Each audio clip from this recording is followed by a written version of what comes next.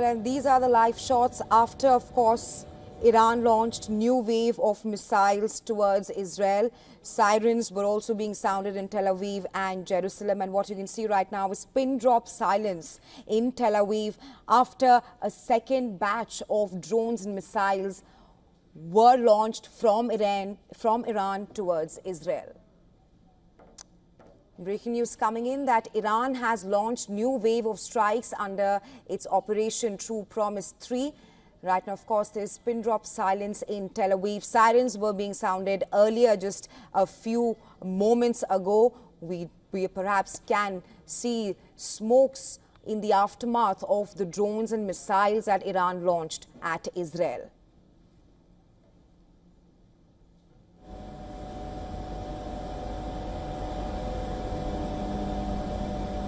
This, of course, comes after Iran clearly said that they have launched Operation True Promise 3 and clearly warned Israel that this is just the beginning. And what we just saw is Iran's second batch of drones and missiles targeting Israeli cities, targeting Tel Aviv and Jerusalem.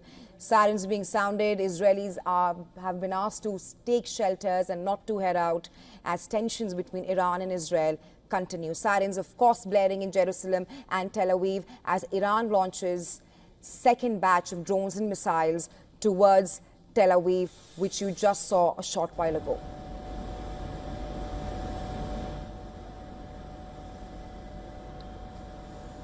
Well, at this time, the Air Force is working to intercept and attack wherever necessary to eliminate the threat. A short time ago, alerts were activated in several areas of the country following the discovery of missiles launched from Iran into the territory of the state of Israel. Well, Israelis are now being asked to obey the Home Front Command's instructions. The defense is not hermetic and therefore the Home Front Command's instructions must continue to be followed. And what you're seeing on your screens right now are the drones and missiles launched from Iran towards Israel after Iran launched True Promise Operation 3.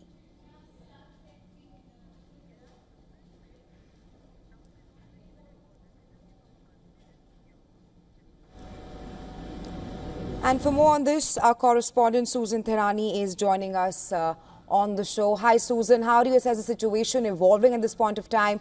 Because both the sides are now striking back at each other. How do you see the situation evolving and the future course of action and perhaps the role of the United States of America at this point of time? Yeah, it's very clear that the United States was indeed involved from the beginning with the planning and coordination. We heard from President Trump, who until a few hours ago even suggested that he's willing to negotiate with Iran on its nuclear program, and time still remains for some kind of negotiated settlement to Iran's nuclear program and perhaps some kind of deal. That seems very unlikely. It's unlikely that Iran will come to the negotiating table. I do want to make clear that while there have been reports in the media that Iran has made clear that its negotiations are completely done with the United States, I had the opportunity to try to at least ask Iran's ambassador to the UN after an emergency security council meeting that was called by Iran on whether or not, coming from himself, Iran was indeed done with these negotiations. I asked, are you open to negotiating with the United States further? He did not respond. He walked away. He didn't take any questions from reporters. Some believe, and some reporters were saying that while I was there as well, that perhaps if really the answer was no,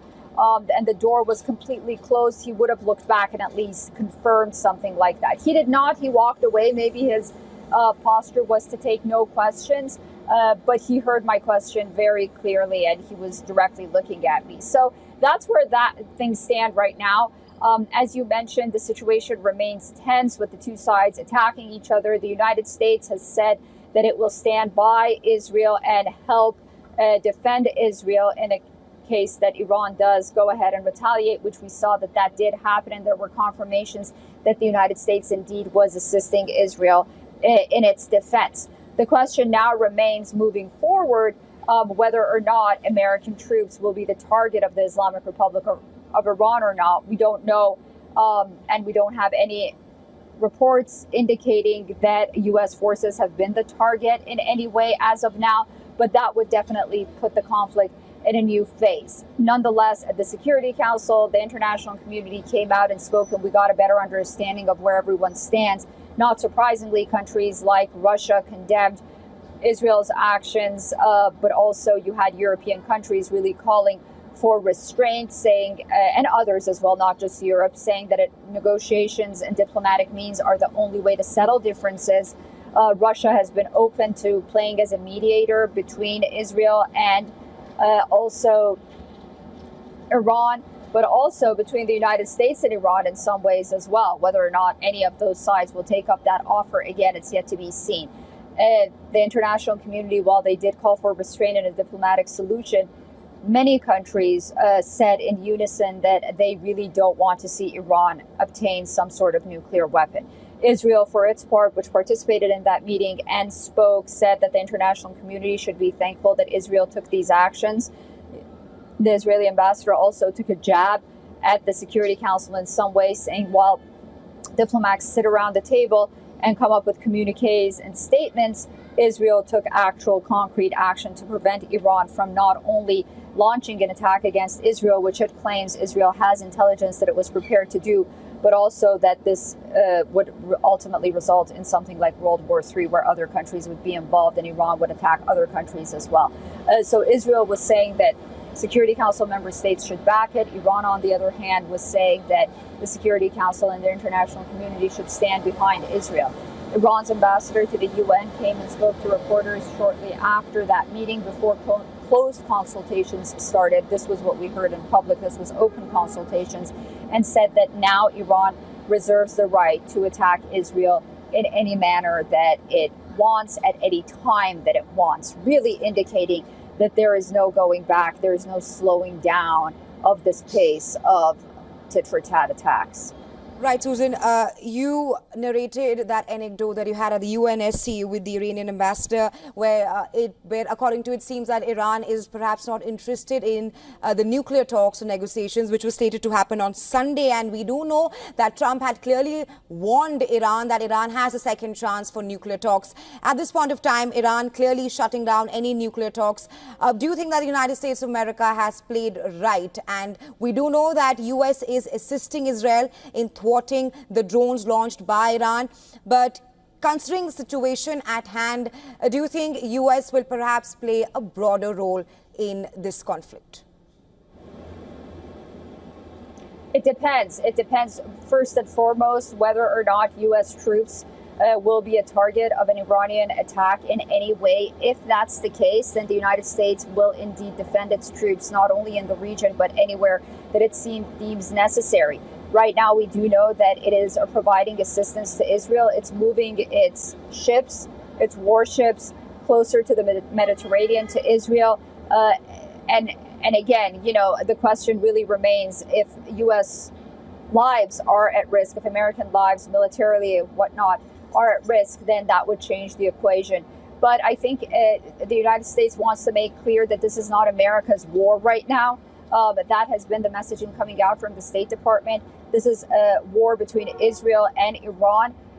But, you know, it's hard to draw that line when it comes to trying to convince that to Iran and Iranian officials, who it appears, especially after today's Security Council meeting, where the ambassador also reiterated that there is no way that this would have been carried out without the help of the United States, without the coordination of the United States. In Iran's eyes, the United States is already involved, albeit, you know, what we're seeing with our own eyes militarily and whatnot, perhaps not a direct attack against Iran, but once it has really entered the equation defending Israel, well, it's hard to imagine that this is really just black and white at this point.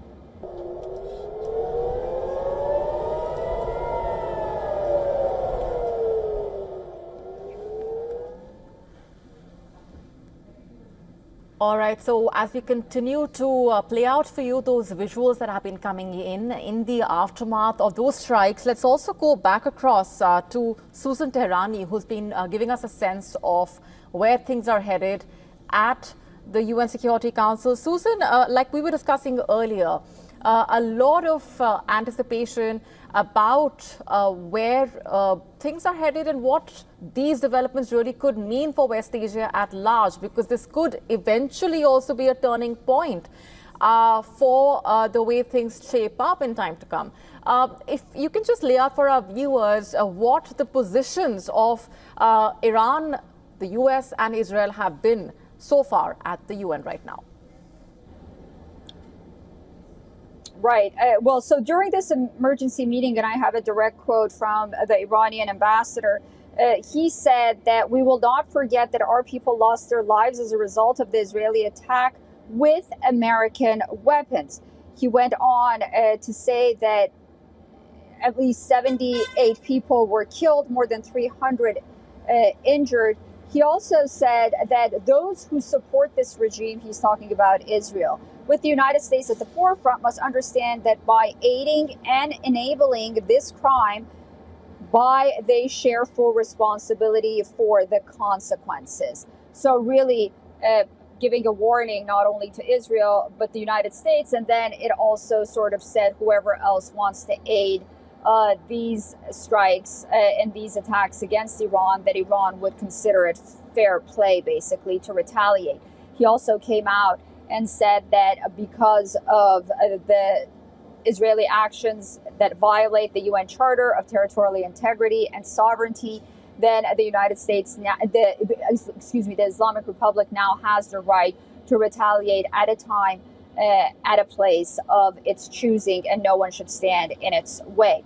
Now, how much support the Islamic Republic really ultimately has, considering that those strikes happened on the part of Israel, there were really a lot of comments by different council members saying that both sides should show restraint. No one wants to see an all-out war come out in the Middle East, considering the fact that Iran still has proxies, maybe not as strong as they were before, but Iranian proxies like the Houthis and those in Iraq can really blow heavy damage, not only to the Israelis, but also to American forces in the region as well. And I think that's the main concern of Washington right now, to try to protect its forces in the region, but also find a fine ground in supporting Israel. President Donald Trump, not only in interviews with Fox News, but also with CNN, he's been talking to some of their journalists, said that, of course, the United States is going to stand by Israel. That's just an unequivocal support that's not going to go away. Many Americans, mostly Democrats, they're concerned that this is going to drag into an all-out war between the United States and Iran. And most Americans don't want that. The politicians that have been vocal, as I mentioned, they've been mostly Democrat on Capitol Hill, saying that, the United States should try to cool this situation as opposed to fanning the flames. They believe that Donald Trump is doing that. The Trump administration itself does not believe it's doing that. It says that Iran was dragging its foot during these negotiations, although the door seems open for a negotiation. But President Trump earlier today said that I had given a 60-day ultimatum, and on day 61, perhaps that coordination or that green light was given to Israel to attack Iran's nuclear sites. I was talking to some individuals inside of Iran. They were telling me, notably in and around Tehran, they were telling me that while they're very scared of what's unfolding, for the most part, it seems public opinion is of this belief that Israel is carrying out targeted attacks against nuclear facilities, ballistic missile installations, and also high-ranking Iranian officials. There is this sense that Israel isn't really going after the Iranian people. Now, that's according to the people that I've been talking to on the ground in Tehran. But nonetheless, of course, they said they're frightened. No matter where it hits around Tehran, they feel their windows shaking. It's very difficult for their children. So it's a very peculiar situation. Now, on the other hand, Israel and the United States, they're saying that while these were targeted attacks on the part of Israel, it took years for this operation to be planned. But the strikes that we're seeing coming on the part of Iran towards Israel are at the hub of residential communities in Israel. And they say that that's the difference. So Israel, for its part, says that now it wants to retaliate to those strikes.